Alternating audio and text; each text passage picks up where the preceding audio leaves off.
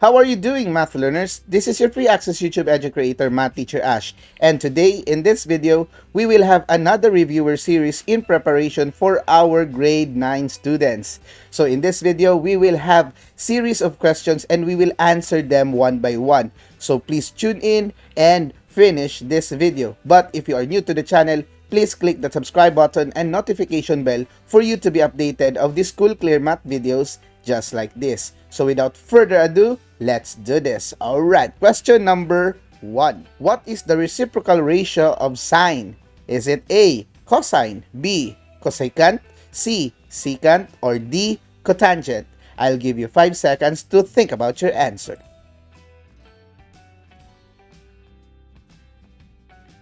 Alright, math learners, this question number 1 is very easy. If you can still remember the acronym for an immediate memorization of the formula for the trigonometric ratio, we have the SOHCAHTOA. The SO for the sine, the CA for the cosine, and the TOA for the tangent.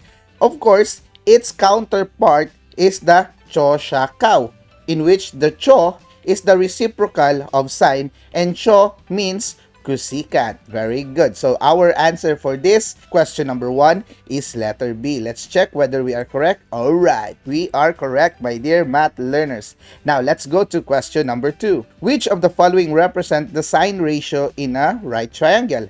Is it A, adjacent over opposite, B, adjacent over hypotenuse, C, opposite over hypotenuse, or D, opposite over adjacent? I'll give you 5 seconds to think about your answer.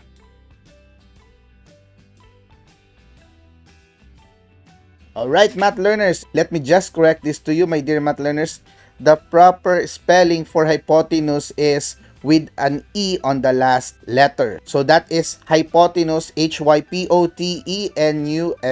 Alright, so there is a typographical error in our choices. So the question is, what is the sine ratio in a right triangle? So remember our mnemonics, that is SO, meaning SOH. That means sine theta is equal to opposite over hypotenuse. So that is letter C. Alright, so we are correct, my dear math learners. Now let us go to question number 3. In a triangle SRT, if angle S is equal to 30 and angle T is equal to 60, what is the measurement of the angle R? Is it A, 40, B, 90 degrees, C, 55 degrees, or letter D, 65 degrees? I'll give you 5 seconds to think about your answer.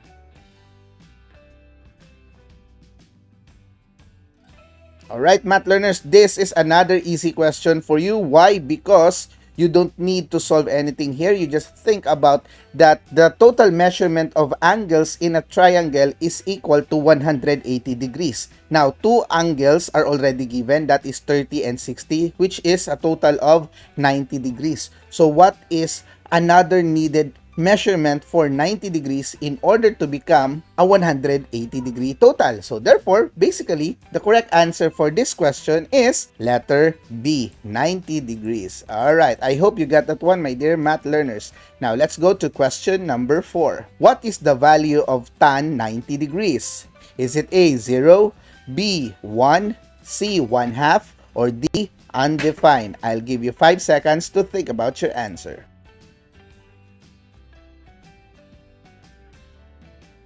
Alright, my dear math learners, we are down here to the question or to the topic, special angles of the trigonometry. Now, if you can remember the hand technique, tangent 90 degrees means it is the sine over cosine. So therefore, if you have this figure, we have here the 0 degree, the 30 degree, the 45 degrees, the 60 degrees, and the 90 degrees. So therefore, if you have considered the 90 degrees, then it is square root of 4, because there are 4 fingers, square root of 4 over, there is none here, so square root of 4 over square root of 0, which gives you 2 over 0. Now, what is the simplified form of 2 over 0? Very good. That is undefined, because any fraction with a denominator of 0 is considered undefined. So the answer for this question is letter D. Alright, we are correct, my dear math learners. Now let us go to question number 5. In a triangle ABC, if B is equal to 60 degrees and B, the side B, is equal to 10, which of the following can be applied to find the value of C? Is it A, 10 over tan 60 degrees, B, 10 over cosine 60 degrees, C, 10 over sine 60 degrees, or D, 10 sine 60 degrees? I'll give you 5 seconds to think about your answer.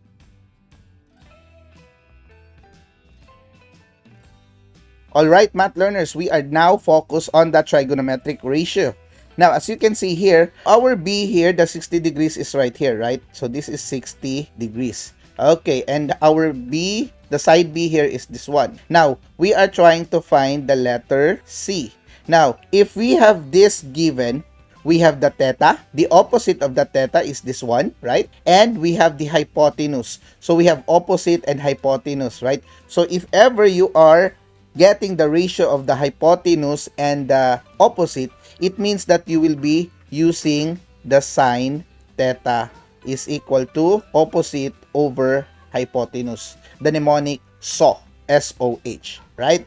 Okay, now finding the hypotenuse, this will be the unknown. So by the use of the properties of proportion, we can interchange this sine theta and this h here, giving us our B, which is our opposite, over sine theta. It means our theta here is 60. So B, which is equal to 10. And that is 10 over sine 60.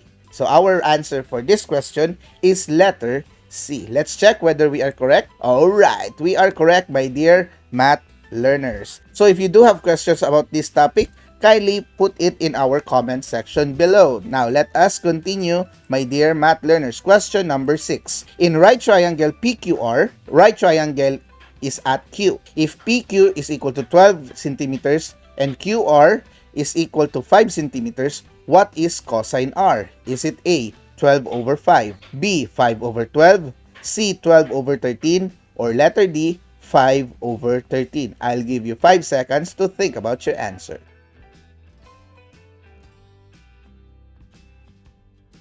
Alright, math learners, in order for you to understand this problem correctly, you can use the representation. Okay, in our triangle, our right angle is the Q. Okay, now as you can see in this figure, the smaller or the smallest side is the 5 centimeters, of course. And our longer side is the 12 centimeters. Now, basically, this 5 is known as QR. So that is QR. Alright. And our 12 centimeters is the PQ. So, PQ or QP, that's the same. Okay. Now, our hypotenuse here is unknown. But, basing on the given choices, we have 512, 512, we have 1213, 513. So, therefore, it is understandable that the hypotenuse is equal to 13 centimeters. Now, if you want to have a clearer or a very sure answer for getting the hypotenuse, you can apply the Pythagorean theorem. But, our problem here is cosine R. So, this is our theta. Okay? So, if that is the case, my dear math learner, we all know that cosine theta or cosine R, for this case, is equal to adjacent over hypotenuse. And our adjacent here is this one. This one is the opposite. This is the adjacent. Okay? So, our QR. So, that will be 5. And our hypotenuse is basically 13. So, therefore, we already know that A, B, and C are the wrong answers for this question, and our correct answer is letter D. So let's check whether we are correct, my dear math learners. Alright, we are correct. Alright. Now, if you do have some confusions, don't forget, just rewind this explanation and you can do so. Of course, we also have our videos in our channel focusing on trigonometric ratios, so you can also check that one out. Alright, now let us go to question number 7. What is the value of sine 60? Is it A, square root of 3 over 2, B, 2, C, square root of 2 over 2, or D, square root of 2? I'll give you 5 seconds to think about your answer.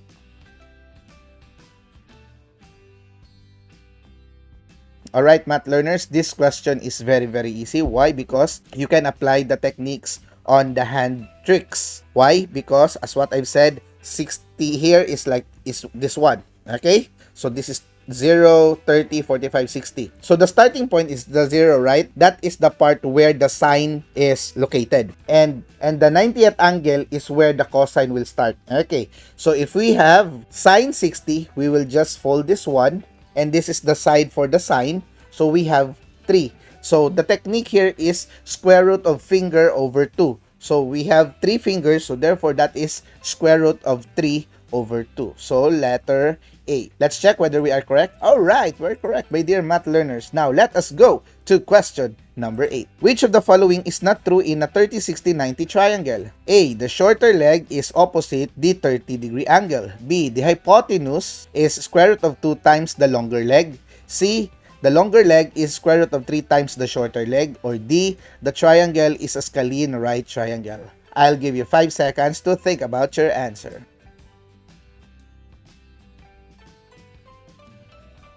Alright, math learners, now we are finding the false statement because the question is pertaining on not true about 30, 60, 90 triangle. Of course, if it is 30, 60, 90 triangle, it means that the opposite sides of the 30, 60, 90 triangles are not the same because they have different values of the angles. So therefore, we can say that a true statement here is the triangle is a scalene triangle. So letter D is not the correct answer. Now, another technique here is that if you can still remember the topic on special right triangles, the 30, 60, 90 triangle and the 45, 45, 90 triangles.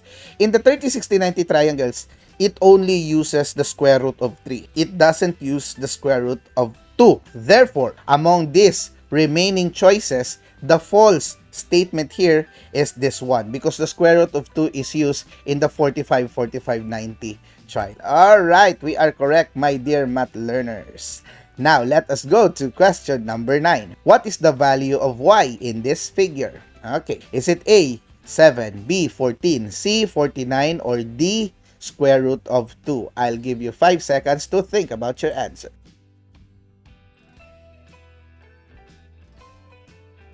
Alright, math learners, if we will study our figure here, we can see that this triangle is an isosceles right triangle because this is 45, 45, 90. Now, in the context of the special right triangle, specifically on isosceles right triangle, the hypotenuse is the leg square root of 2. Now, our legs here are this one, okay? The one forming the 90-degree angle. Okay, now if you have a square root of 2 for your hypotenuse, what you will do is you just eliminate that square root of 2 and that is automatically the measurement of your legs. So the correct answer for this given question is 7. Alright, I hope you got that one, my dear math learners. Very easy. Now let's go to question number 10. In a triangle XYZ, it is an isosceles right triangle whose right angle is angle Y. If XY is 3 centimeters, what is XZ? Is it A, 3 square root of 2, B, 2 square root of 3, C, 9 square root of 2, or D, 9 square root of 3? I'll give you 5 seconds to think about your answer.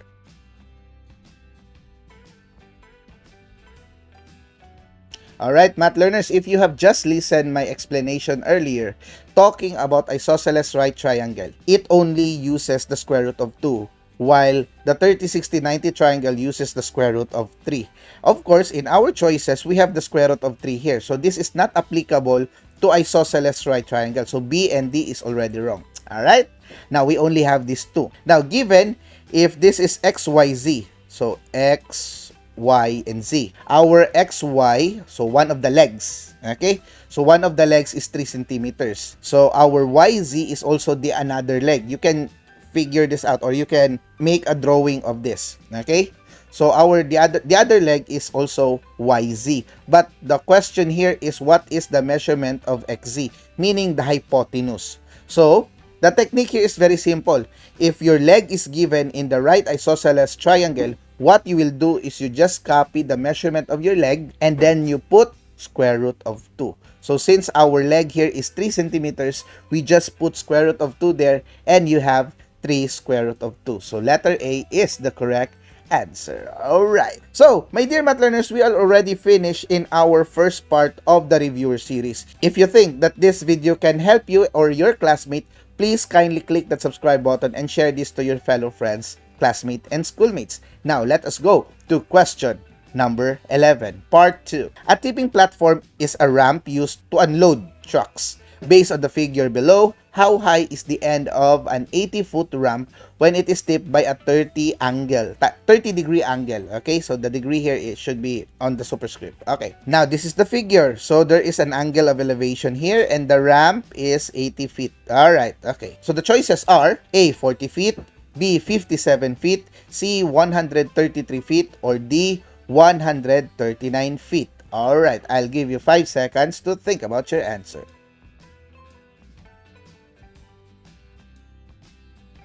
Alright, math learners, in order to answer this, we can apply the figure in this one. Okay, so this is the angle of elevation. So this is the 30 degree angle. Okay, so that is 30 degrees. Alright, and then we have the 80-foot ramp. So this is our hypotenuse now. Now, the question here is, how high is the end of an 80-foot ramp when it is? So this is the height. This is the unknown. Okay, so as you can see, my dear math learners, this is an example of a 30, 60, 90 triangle. Why? Because this is 90 degrees and this is 30 degrees and this is automatically 60 degrees in order to complete the 180 degree angle of a triangle. Now, you don't need to use the trigonometric ratio in this kind of problem. Why? Because this is a special right triangle. So this is hypotenuse. If your C is given, it says in the techniques for the special right triangle, which is the 30, 60, 90 triangle, the length of the hypotenuse is twice the measurement of the smallest or the shortest leg. The 30 degree angle here is opposite of the shortest leg. So therefore, this is the shortest leg. So in order to get that one, what you will do is you just divide it by 2. So the correct answer here is 40 feet. Now let's check whether we are correct. Alright, we are correct, my dear math learners. I hope you got that one. Now let's go to question number 12. Question number 12. The sides of a 45, 45, 90 triangle are in the ratio 1:1 is to square root of 2. While the sides of a 30, 60, 90 triangle are in the ratio 1 is to square root of 3 is to 2. From the set of side measures below, which of them will not form a special right triangle? Okay, is it A, 3, 3, and 3 square root of 2, B, 3, square root of 3, square root of 3, and 3 square root of 3, C, 3, 3 square root of 3, and 6, or letter D, square root of 3, 3, and 2 square root of 3. I'll give you 5 seconds to think about your answer.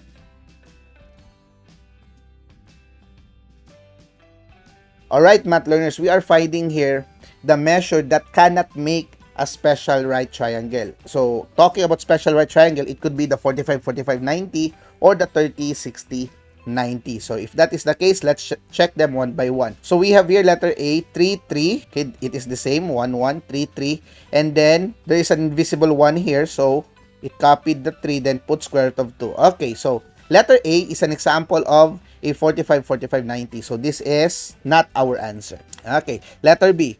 Square root of 3, square root of 3. Okay, it follows 1, 1. Now, the next is 3 square root of 3.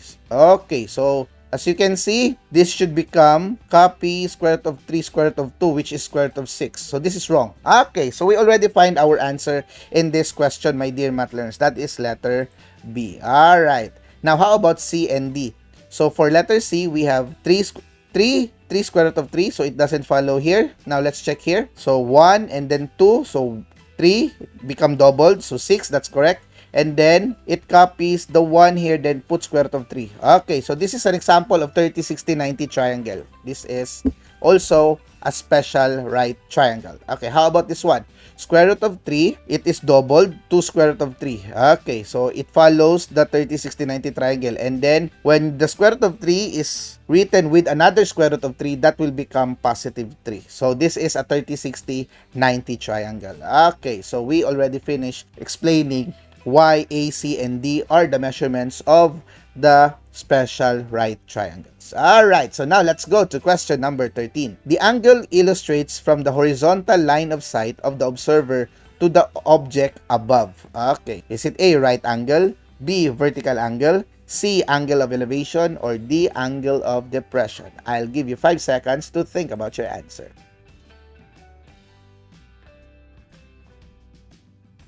Alright, my dear math learners, this illustrates the topic on angle of elevation and angle of depression because we are talking about an observer to a certain object. Of course, the right angle is not applicable because right angle focuses on the 90 degree. Okay, that's wrong. Vertical angle is also wrong.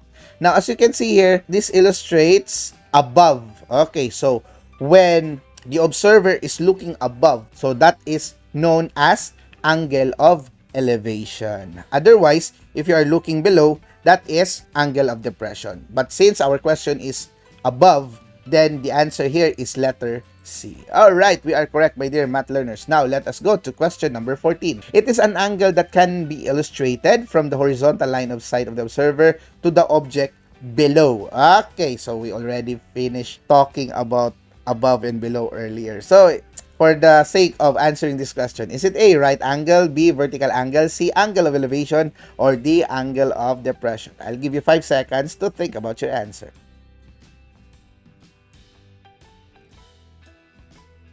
Alright, math learners, we already know that looking below is known as, very good, angle of depression. Alright, we are correct. Now, let us go to question number 15. What is used to solve x in the figure at the right? Okay, so we have here the figure. Our x here is the opposite of the 42 degrees and our 8 here is basically the hypotenuse. Okay, so is it A, sine, B, cosine, C, tangent, or D, cotangent? I'll give you 5 seconds to think about your answer.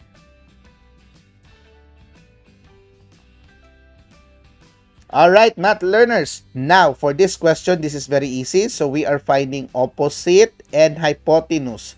So, using opposite and hypotenuse with the theta, so that is opposite over hypotenuse. So, okay. So, what trigonometric ratio has a mnemonic of OH? Alright, so that is SO, in which the S there is sine. Alright, so letter A is our correct answer. Now, let us go to question number 16. With respect to the given angle, what is the ratio of the hypotenuse to the opposite side? Is it A, sine, B, cosine, C, cotangent, or D, cosecant? I'll give you 5 seconds to think about your answer.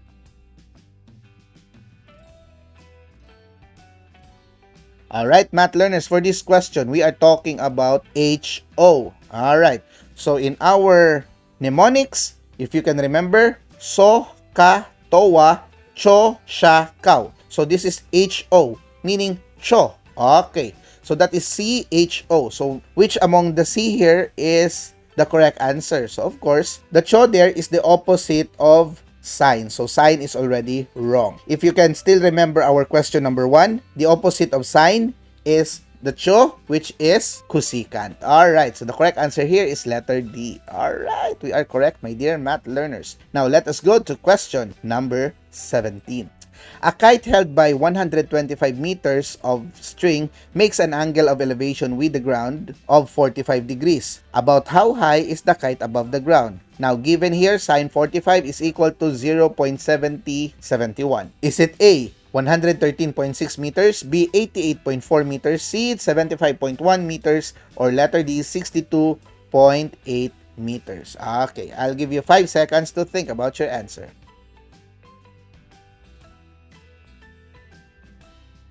Okay, my dear math learners, for this question, we can understand this even more if we will make a representation. Okay, so let me just make here. Alright, so that is a right triangle. Okay, so now let us represent our given. A kite held by 125 meter string makes an angle of elevation of 45. So angle of elevation, that is looking above, right? Okay, so that is 45 degrees. Now, this is 125 meters because this talks about the string held by the kite. So, the kite there is like this. Alright. Just think about that this is a kite. Okay. So, sine 45. So, the question here about how high is the kite on the ground. So, kite on the ground. So, this is the one unknown. Okay, so it is already given that what we will use is the sine 45. So if you can remember our technique in sine 45 or the ratio of sine 45, that is opposite over hypotenuse. So that is x over hypotenuse, that is 125. Now in solving this one, you just cross multiply and you will have x is equal to 125 sine 45. So basically, my dear math learners, in order for you to answer that one, you need to use a scientific calculator. Now, I hope your teachers will let you use scientific calculator in trigonometry because it is really needed. So let me show you how to compute this in a calculator. So we have here 125 times, okay, sine times the sine 45. Okay, that is 45 then sine. Okay, and then you just equal it, so you have 88.38, so that is 88.4 if you round that to the nearest tenths. Okay, so you already have your answer for this question. So my dear math learners, the correct answer here is letter B. Alright, let's check whether we are correct. Okay, my dear math learners, we are correct. And let me just emphasize this to you. You can also use the 0.7071 multiplied by 125. The answer is 88.4 if you are not allowed to use the calculator. Okay?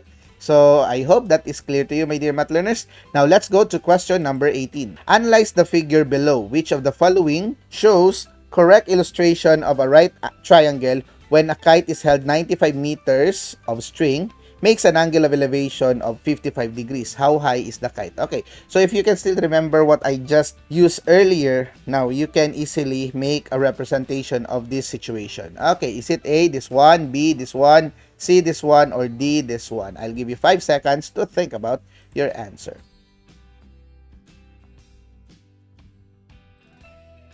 Alright, math learners. Now, looking at this one in our given, we have 95 as our string. So, that makes our hypotenuse. So, where is the 95 here? Okay, so this one and this one. So, A and B is already wrong. Okay. Now, angle of elevation. So, angle of elevation should start below and then looking above. Okay, so if that is the case, then our correct answer is letter C. Alright, so I hope that is clear to you, my dear math learners. Now, let us go to question number 19. Which of the following statement is correct? Okay, so this is the given. X is equal to 6. B, sine 30 is equal to 1 over x. C, sine 30 is equal to 4 over x. Or D, sine 60 is equal to y over x. Okay, I'll give you 5 seconds to think about your answer.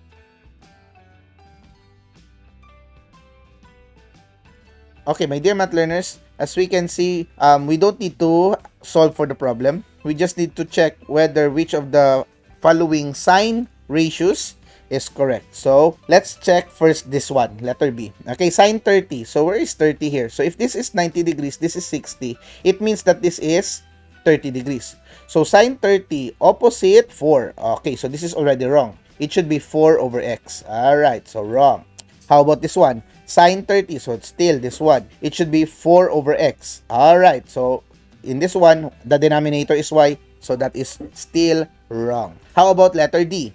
Sine 60. So here, our sine 60, the opposite is y, and the hypotenuse is x. So y over x. So letter D is already correct, my dear math learners. So there is no reason for you to solve for the value of x in order to check or verify whether the x is equal to 6. Okay, so that is already wrong. So that's the easiest way to solve trigonometric ratios, my dear math learners. Now, let us go to question number 20. It is an imaginary line that connects the eye of an observer to the object being observed. Is it A, angle of elevation, B, line of sight, C, angle of depression, or D, none of this? I'll give you 5 seconds to think about your answer.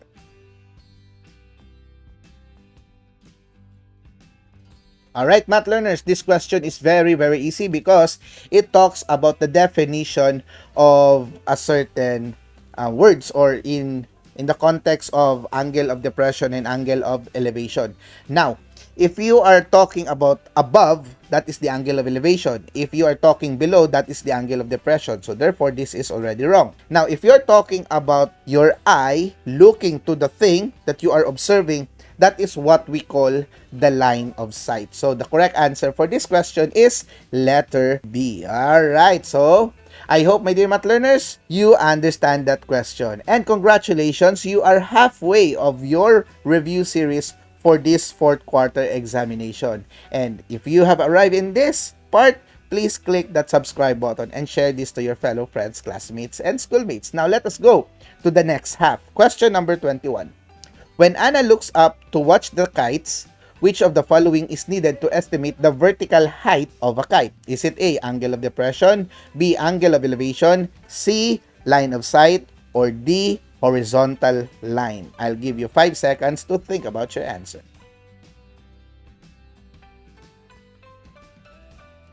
Okay, math learners, this question is talking about a situation of the angle of elevation and angle of depression. Now, as you can see, it states here that Anna looks up. Okay, now if it looks up, meaning it is above. The line of sight is looking above. All right? So if that is the case, then the correct answer for this is angle of elevation. All right, it's very easy, my dear math learners. Now, let's go to question number 22. A ramp for unloading a moving truck has an angle of elevation of 40 degrees. So, this is the one. Okay. If the top of the ramp is 10 meters above the ground, so this is the one, okay, the opposite of 40 degrees, identify what trigonometric ratio will be used to solve the length of the ramp. So, this is the length of the ramp. This is the unknown. Okay. Is it A, tan theta, opposite over adjacent? B, sine theta, opposite over hypotenuse. C, cosine theta, adjacent over hypotenuse. Or letter D, cotangent theta is equal to adjacent over opposite. I'll give you 5 seconds to think about your answer.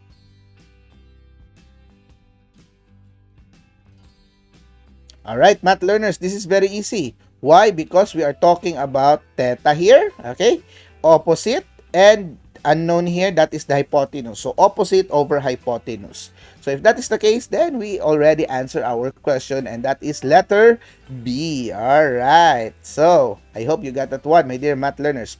Question number 23. Select which among the illustration can be solved using the ratio cosine theta is equal to adjacent over hypotenuse. Is it A, this one, B, this one, C, this one, or D, this one? Okay, I'll give you 5 seconds to think about your answer.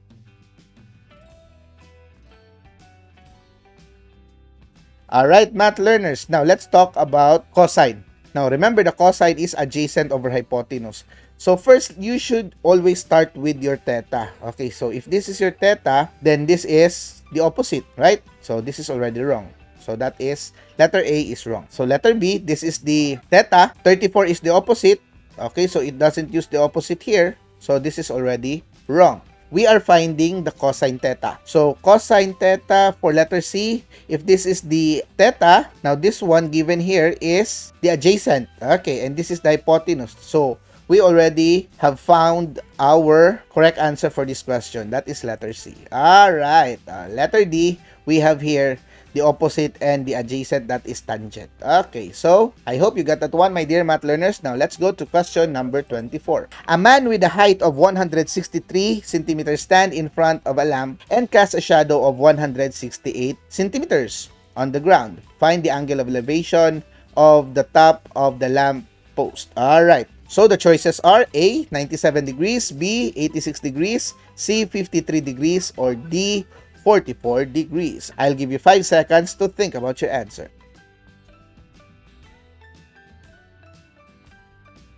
Okay, math learners, in this question, we need to solve. Okay, now, how do we solve this one? Of course, it is best if we will make a representation. So, we will make this one. Okay, so we will make a right triangle. Okay, so this is the one. So, in any case, if the height of the person, that is, if this is the person, okay, so the height of the person is 163. And then, the shadow that is being cast is 168. Okay, centimeters.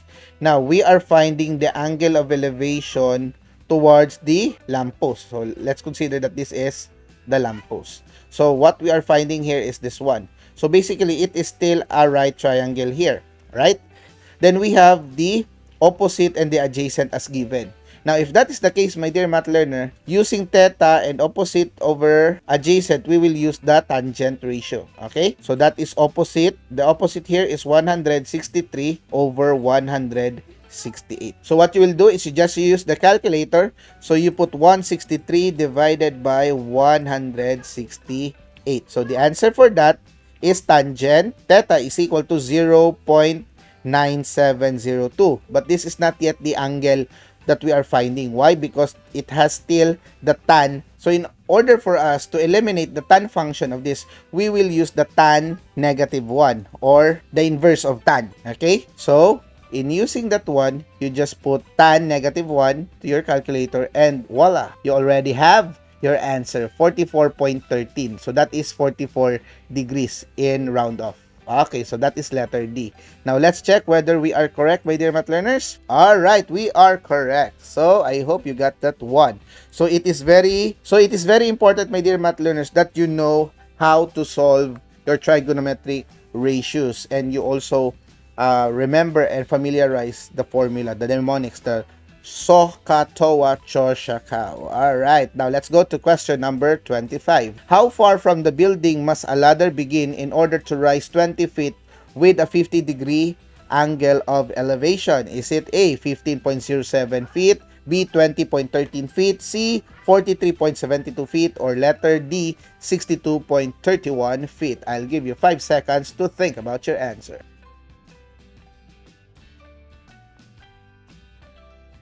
Alright, math learners, of course, in order to answer this, we will again use and make a triangle for our figure. Okay, so let's make another triangle here. Okay, and now we will try to use the representation. Okay, and now we will use the representation given. So we have the 53-degree angle of elevation, so that is here, 53 degrees angle. In order, so how far from the building? So this is the building, right? Okay, that is the building. Must a ladder, so this is the ladder. Okay, how far from the building must a ladder begin in order to rise 20 feet? Okay, so it is here, rise 20 feet. So how far from the building? So we are talking here. Okay, so if that is the case, we are finding now the opposite and the adjacent. Now opposite is already given, so therefore we can apply here the tan function. So that is tan 53 degrees is equal to 20 over x. And if that is the case, you just apply the property of proportion. You can interchange this one, so that will give you x is equal to 20 divided by tan 53. So by using your calculator, we have in the calculator, we have 20 divided by our 53 tan. Okay, and equals. So our correct answer is 15.07. So that is letter A. Now let's check whether we are correct. All right, we are correct, my dear math learners. I hope you got that one. Now let us go to question number 26. Question number 26. Evaluate which among the statements below is true. Is it A, sine 30 is greater than tangent 45? B, cosine theta is equal to 3/4? B, cosine theta equals 3/4 is equal to 46.56? C, the height of a tree that is 15 meters tall casts a shadow of 23 meters will have an angle of elevation equal to 33 degrees? Or letter D, an airplane in the air with an altitude of 205 feet is 50 feet away from the base to the building. The angle of depression is 48 degrees. I'll give you 5 seconds to think about your answer.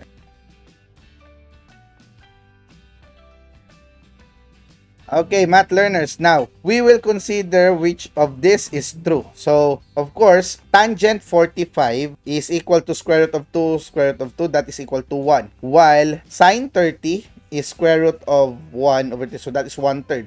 So 1/3 is greater than 1. So that is wrong. So letter A is not the correct answer. Now, letter B, cosine theta is equal to 3/4 is equal to 46.56. Okay, in order to validate this, we will use a calculator. So 3/4, that is 0.75, right?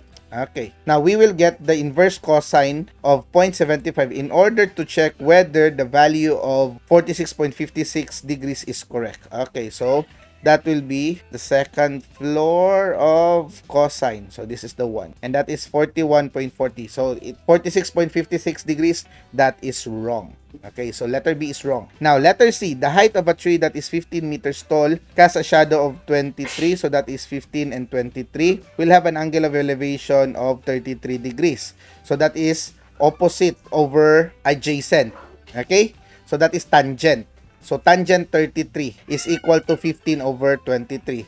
So if we use the calculator, that is 15 over 23. Okay, and then if we divide that one, and then that is 0.6521. Now if we get the shift tangent of this value, it should be equal to 33. If not, then letter C would be wrong. Now let's try. Okay, so we have 33.1111 or 33 in round off. Okay, so we already have our correct answer, and that is letter C. Okay, now question is, do we need to validate for letter D? Now, if you encounter this kind of problems, my dear math learners, that you have a lot of going on and then your examination is of course time constrained. Now, you don't need to validate everything once you already acquired the correct answer in the given choices. All right, so now let us go to question number 27. What case illustrate the triangle at the right? So we have here SAS case, letter A. B, SSS case, letter C. ASA case, B, SAA case. I'll give you 5 seconds to think about your answer.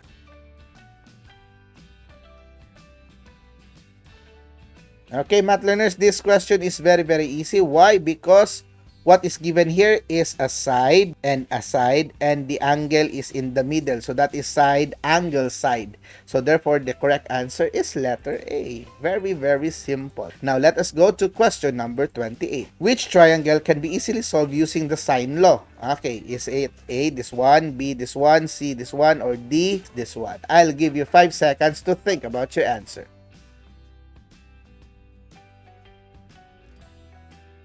Alright, math learners, in order for you to use effectively the sine law, there should always be a pair of the opposite side and the angle.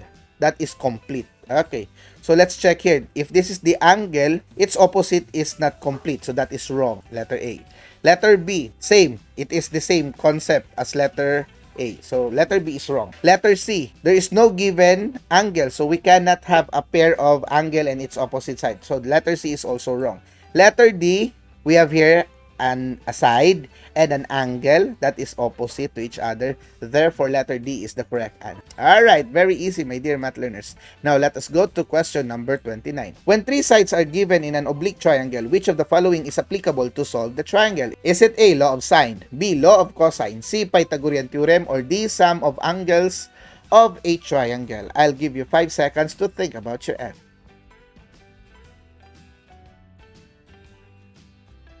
Okay, my dear math learners, if you can still remember what I just said earlier, the law of sine is applicable if you have a pair of an angle and its opposite side. Now, what is given here in question number 29 is 3 sides are given. If that is the case, you cannot apply law of sine. Alright. Now, 3 sides can be applied in a Pythagorean theorem, but it should be a right triangle.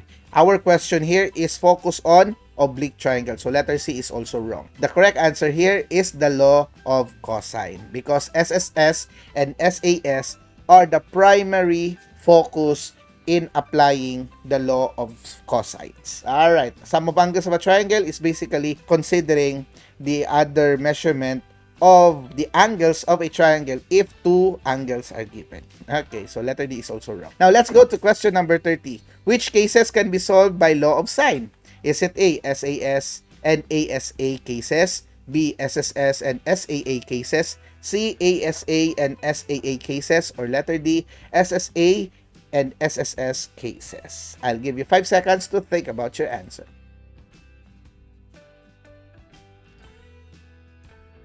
Alright, math learners, now, as what I told you earlier, the law of cosines is focused on application for the SSS and SAS.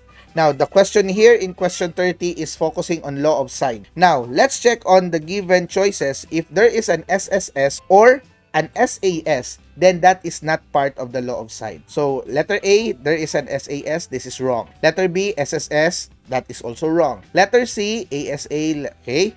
Letter D, there is an SSS here. So, this is letter D is also wrong. So, the correct answer is letter C. Alright, my dear math learners, that is very easy. Congratulations, you are already finished of 3 parts for our reviewer series. Now, let us go to the last part of our review. Now, let's go to question number 31. Question number 31. Based on the given and case involved in the figure, which law will apply to solve for angle S? Okay, is it A, law of sine, B, law of cosine, C, Pythagorean theorem, or D, sum of angles of a triangle? I'll give you 5 seconds to think about your answer.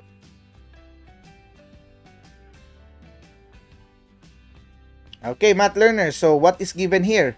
we have an angle and its opposite. Of course, we already know that we can apply the law of sine here, and this is an oblique triangle, so Pythagorean theorem is not applicable, and we are having a insufficient given for angles in order for us to use the sum of angles of a triangle, so this is also wrong. So, of course, this is an example of a pair of angle and its opposite. So, therefore, we can apply the law of sines. Alright, the correct answer is letter A.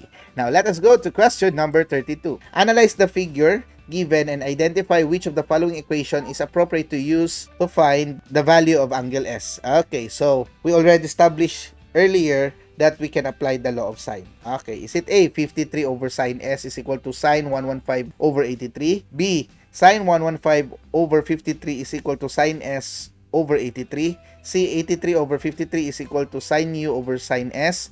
D, sine S over 53 is equal to sine 115 degrees or 115 degrees over 83. Now, I'll give you 5 seconds to think about your answer.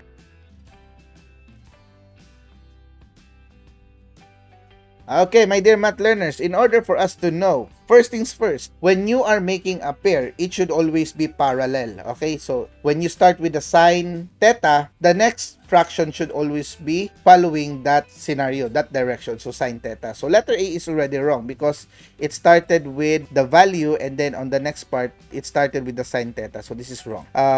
We have here, okay, so how about this one? This is also wrong because it doesn't follow the sine law. Okay, now we have here 2 given. Now, in order for you to really understand this one, you can make your own sine pairing. Okay, so the law of sine here, so we can have sine 115 and 83. So that is sine 115 over 83 because they are the pair. And then for this one, 53 here. So in order to get 53, so the 53 should also be below. So we have the opposite of 53, that is sine S. So that is sine S. So do we have an example like that? Okay, so this is interchanging. So this is wrong. How about this one? Sine S over 53, okay, correct. Sine 115 over 83, this is also correct. So therefore, we already have our answer for this question, and that is letter D. Alright, now I hope you get that one, my dear math learners. Now let us go to question number 33. Question number 33,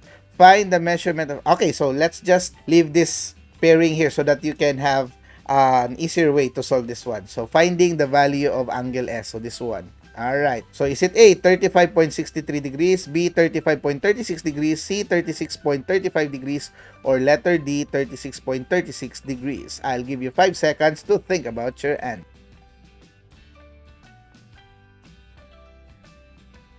Okay, math learners, in order for you to answer and to get the value of S, you just apply this law of sine here, okay? So how do we do this one? So you just apply the calculator, sine 115 multiplied by the cross, which is 53, and then divide it by 83, okay? So I'll just show you in the calculator how to do that one. So that is 115, and then you get the sine value of that, all right? And then you multiply it by 53, which is the counterpart, okay? This one. And then you get the equals. And then after that, once you multiply this one, you divide it by 83. So you divide it by 83 and you get equals. So you have now the 0.5787, but this value is the sine S. We are finding the value of angle S here. So you get the inverse of sine. So in order to do that, you just follow the second floor, that's sine -1.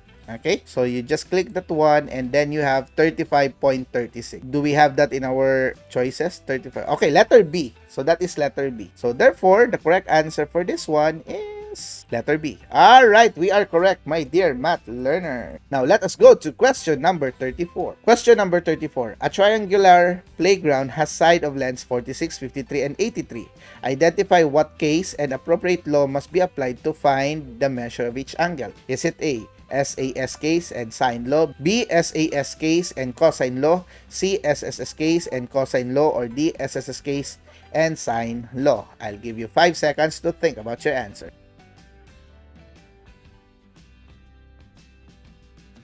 Okay, math learners, this is very easy because the given here are sides. So that is 46, 53, and 83. So that is SSS. So letter A and letter B are already wrong. Now, how do we use the law if there is an SSS case?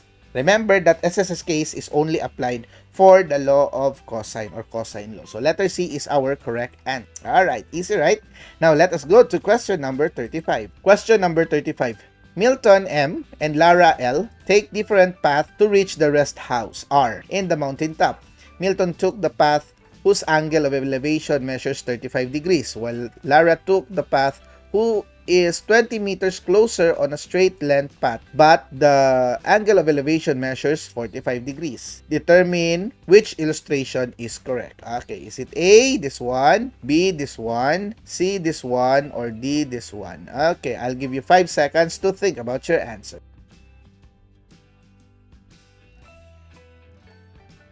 Alright, math learners, now let us check here. Our R is the mountaintop, so this R, and R, that is correct. Milton and Lara, so that is Milton and Lara, okay, that is correct. How about the measures of angle of elevation for Milton? So that is 35 degrees. So here, it is 45, so letter A is wrong. Here, letter B, 45, letter B is also wrong. Okay, C, we have 35, D, we also have 35. Okay, so this is correct. So, which among the two remaining? So another statement is given.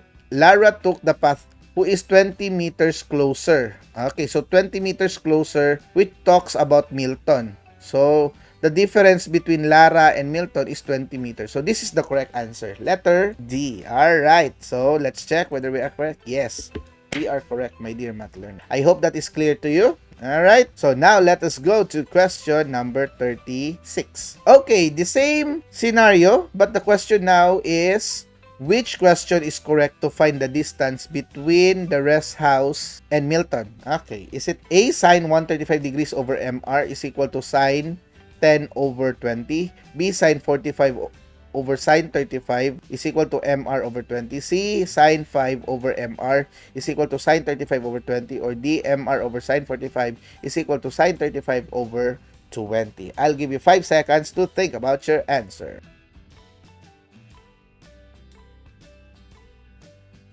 Alright, math learners, now let's just go back to our rule that when you make the pairing, it should always be parallel. So as you can see, sine, it could be this one. Sine MR, no, that's not the right pair, so this is wrong. Sine, that may be correct. How about this one? Okay, this is wrong. So we only have 2 solutions now that can be the correct answer for our scenario. Now, if we consider the drawing earlier, let's just show that one. Now, if we consider the drawing earlier, let's just show that one. So we have here the given, right? This is the given oblique triangle. So if this is 35 and this is 45, the linear pair of that one is 135. So we are finding the measurement of MR here. So 135 could be paired to MR. Okay, so let's go back. This is already wrong. 135 could be paired to MR. So this is the correct answer, my dear math learners, because it is not 5 but 135.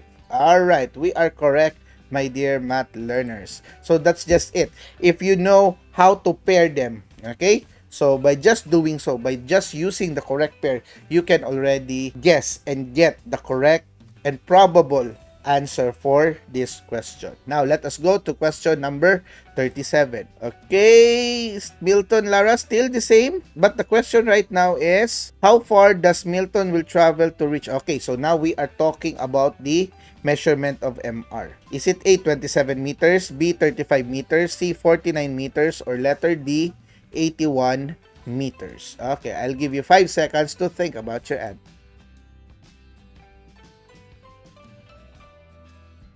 Okay, math learners, in order for you to answer this, you can go back to your answer in 36 so that you can apply the pairing. So you already have the equation there.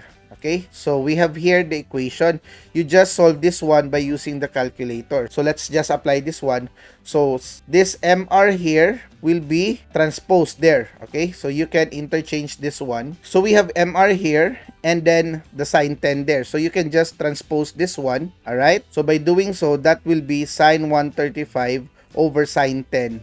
Then you just multiply it to 20. Okay, I'll just show you how to do that in the multiplication. So that would be 135 sine, okay, divided by 10 sine. And you just put equals. And then the answer for that one can be multiplied by 20. Okay, you just multiply it by 20 and the answer would be 81.44. So now let's check whether we have an 81.44 in our choices. Okay, so we have 81 here. So therefore, we already answer this problem, my dear math learners. All right. Okay, so let's check whether we are correct. Okay, we are correct, my dear math learners. So, of course, just applying what we have learned earlier, we are connecting our solutions in order to get and to complete the answers for each question. Now, let us go to question number 38. Now, another given here is the same problem, but the same scenario, but a different problem. How far does Lara will travel to reach the rest house, and by how many meters? Is she nearer to the rest house than Milton? Okay. Is it A, Lara 35, 8 meters nearer? B, Lara is 49.17 nearer. Lara is 49.14 nearer. Okay, Lara is 60. Now, I'll give you 5 seconds to think about your answer.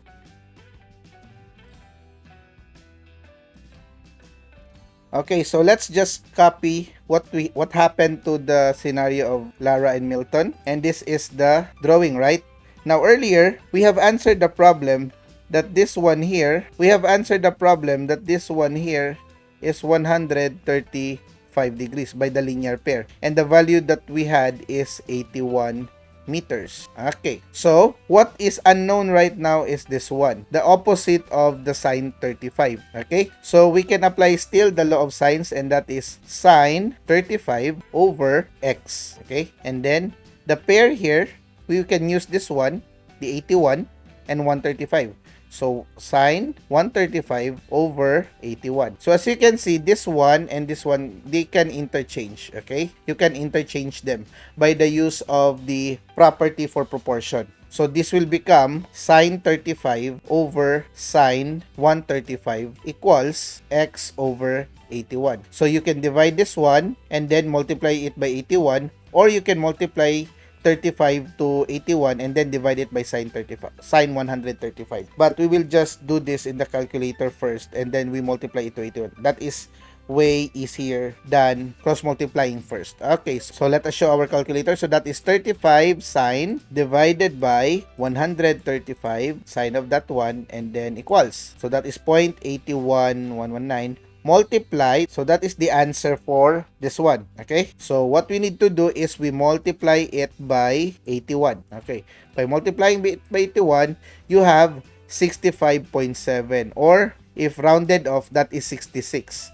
So we already have here 66, and if 66 you subtract it to 81, that is 15 meters difference. Okay, so we already have answered our problem. Let us check whether we are correct. Alright, we are correct, my dear math learners. Now, that might be a very challenging way of solving, but I hope you still have the passion to solve it, because once you get the correct answer, it is very fulfilling, my dear math learners. Now, let us go to question number 39. In a triangular playground with sides 100, 115, and 140, the lamp post will be installed on the corner where the lamp covers wide range. What is the measurement of the largest angle? Okay, is it A, 45, B, 54, C, 81, or D, 105? I'll give you 5 seconds to think about your answer.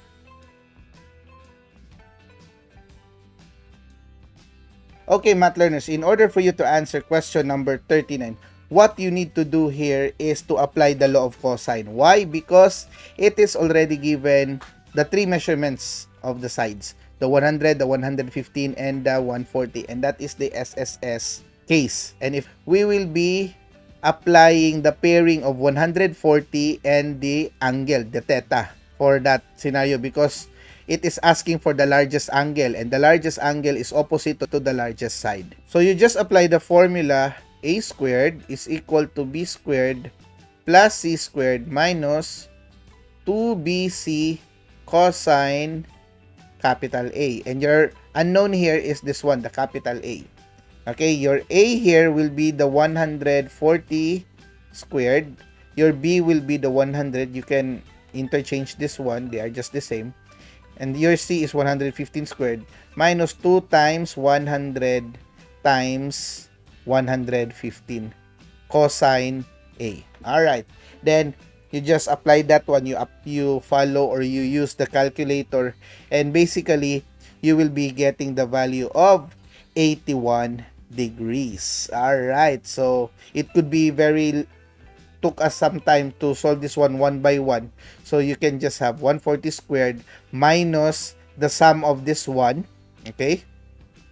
And then the answer for that, you divide it by the product of 2 times 100 times 115. Then after that, you get the inverse cosine function in order to get the angle of that one. So the correct answer is 81. Alright, my dear math learners.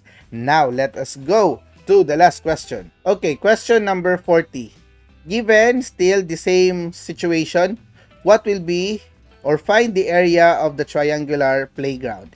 Is it A, this one, B, this one, C, this one, or D, this one? It is in square feet because we are talking about the area of a triangle. Alright, so I'll give you 5 seconds to think about your answer.